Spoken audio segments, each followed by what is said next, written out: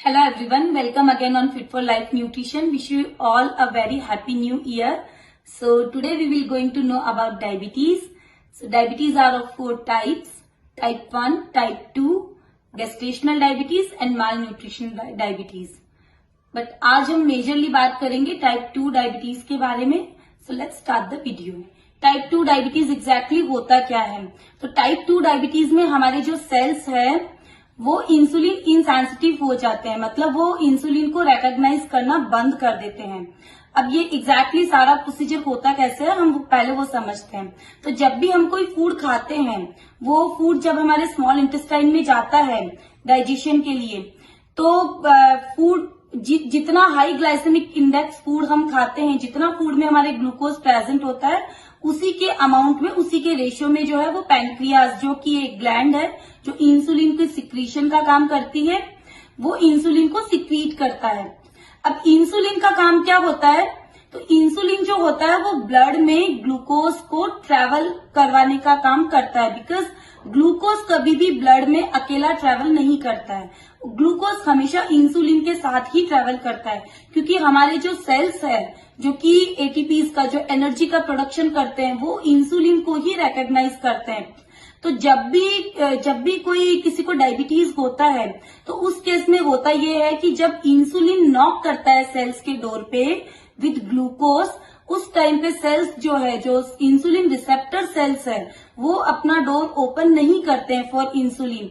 इसके रिजल्ट में क्या होता है कि ब्लड में ही ग्लूकोज का लेवल बढ़ने लगता है, और ग्लूकोज का लेवल इतना राइज हो जाता है ब्लड में कि अब ब्लड में जब ग्लूकोज का लेवल राइज हो जाएगा तो ब्लड भी इतना ग्लूकोज को हैंडल नहीं कर पाता है. ब्लड क्या होता है, फिर वो जो ब्लड जब प्योरिफिकेशन के लिए किडनीज के पास जाता है, तो किडनीज जो होती है वो एक्स्ट्रा जो ग्लूकोज होता है उसको यूरिनेशन के थ्रू में वो बाहर निकाल देती है.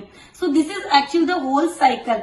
अब इसका हम दूसरा सिनारियो देखते हैं. अब जब सेल्स के पास में ग्लूकोज पहुंचा ही नहीं, तो सेल्स एनर्जी नहीं प्रोड्यूस कर पाएंगे. अब जब सेल्स एनर्जी प्रोड्यूस नहीं करेंगे, तो हमें काम करने के लिए या डे टू डे लाइफ के वर्क के लिए how we will get our energy?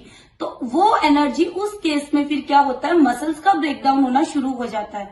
Muscles का ब्रेकडाउन, जो काम ग्लूकोज ने, कार्ब्स ने करना चाहिए, वो काम एक्चुअली अब प्रोटीन करना स्टार्ट कर देता है.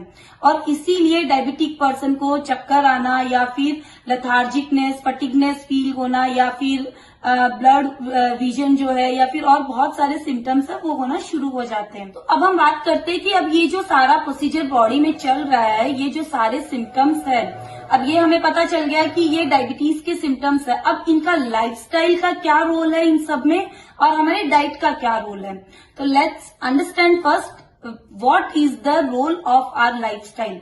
तो जितनी आपने कॉमनली सुना होगा कि जो जितनी सेडेंटरी लाइफस्टाइल होती है, या जो पर्सन जितने इनएक्टिव होते हैं, या एक जगह पे बैठ के बहुत सारा दिन, बहुत टाइम तक काम करते हैं, उनमें ये जो सिम्टम्स है वो ज्यादा देखने को मिलते हैं. या फिर आप ये भी बोल सकते हो कि उनमें ये रिस्क फैक्टर ज्यादा होता है. उसका रीजन ये होता है कि अगर हम साइंटिफिकली जाने तो सेल्स जो है वो एनर्जी प्रोड्यूस करते हैं, और सेल्स का जो पावर हाउस होता है वो माइटोकॉन्ड्रिया होता है. तो अब एक नॉर्मल ह्यूमन बॉडी में 250 to 300 या फिर मैक्स 350 तक माइटोकॉन्ड्रियाज प्रेजेंट होते हैं, जो कि ATP production, in sense in lamin language में अगर हम बात करें तो एनर्जी प्रोडक्शन का काम करते हैं, जो भी खाना, जो भी फूड हम खाते हैं उसके थ्रू. बट वही पर्सन अगर एक्सरसाइज करना, whatever exercise it may be, like cardio, muscle strengthening, swimming, running और whatever, walking, that kind of, अगर वो पर्सन एक्सरसाइज करना शुरू कर देता है, तो उसी पर्सन में ये माइटोकॉन्ड्रियाज जो है वो 300 से बढ़ के 500, 700, 750 और इवन 1000 तक हो जाते हैं. अब जितने ज्यादा माइटोकॉन्ड्रियाज किसी पर्सन में प्रेजेंट होंगे, उतना ज्यादा उसका मेटाबॉलिज्म अच्छा होगा, क्योंकि उतना ज्यादा वो पर्सन जो भी खाएगा उसको डाइजेशन की कैपेसिटी उसकी अच्छी होगी. द रीजन बिहाइंड इट, क्योंकि एनर्जी उतनी ज्यादा प्रोड्यूस होगी. इसीलिए हम बोलते हैं कि कुछ पर्सन्स बहुत ज्यादा खाने के बावजूद they are able to metabolise everything. So this is the basically reason behind this. तो now I think you are clear with कि एक्सरसाइज और जो हमारा लाइफस्टाइल है वो क्या रोल प्ले करता है. Now let's know how diet plays a vital role in management of diabetes. तो हम पहले जानेंगे क्या फूड हमें खाने चाहिए और क्या फूड हमें अवॉइड करने चाहिए। तो जब भी कोई डायबिटिक पर्सन होता है तो they should always prefer low glycemic index food. What is glycemic index? तो ग्लाइसेमिक इंडेक्स वो होता है कि जब भी किसी फूड के खाने से आपका ब्लड शुगर लेवल कितना रैपिडली, कितना तेजी से बढ़ता है, उसको हम उस फूड का ग्लाइसेमिक इंडेक्स बोलते हैं। ग्लाइसेमिक इंडेक्स जो है वो 0 to 100 की स्केल पे मेजर होता है।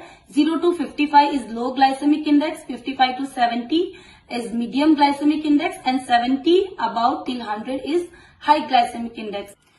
So high glycemic index foods are refined flour, breads, biscuits, rusk, khari, all the packaged foods, sugar and fructose corn syrups, and जितने भी packaged junk foods है, pizzas, burgers, unfortunately they all comes under this category only.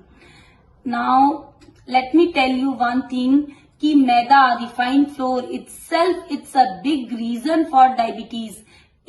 इसमें जो chemical substance mixed होता है that is एलेक्सोन, वो खुद ही diabetes का सबसे बड़ा रीजन है। इसीलिए आज की डेट में out of 10 people 3 to 4 people are coming with the symptoms of diabetes. So if you are coming under the category of pre-diabetes or maybe diabetes अभी just introduce हुआ है, so you need to stop these food items completely. And now let's know about the low glycemic index food. So like low glycemic index food में cereals, pulses, fruits, vegetables, nuts, seeds, all these foods are low glycemic index foods. जो भी हमें environment से मिलते हैं, जो भी हमें नेचर खुद प्रोवाइड कर रहा है, एक्चुअली वो सभी फूड ईटेबल है and they all are low glycemic foods also. Now let's cover some myths about की डायबिटीज की। पीपल जनरली आस्क क्या हम केला खा सकते हैं? हमें डायबिटीज है, क्या हम राइस खा सकते हैं? Can we have rice? So let me clear here one thing. Banana and rice both can be eaten. Yes, you had right. They both can be eaten, but definitely उनका एक time होना चाहिए, वो कब खाते हैं, and the other thing उनका जो पोर्शन है वो मेंटेन होना चाहिए। Same things happen with potatoes also.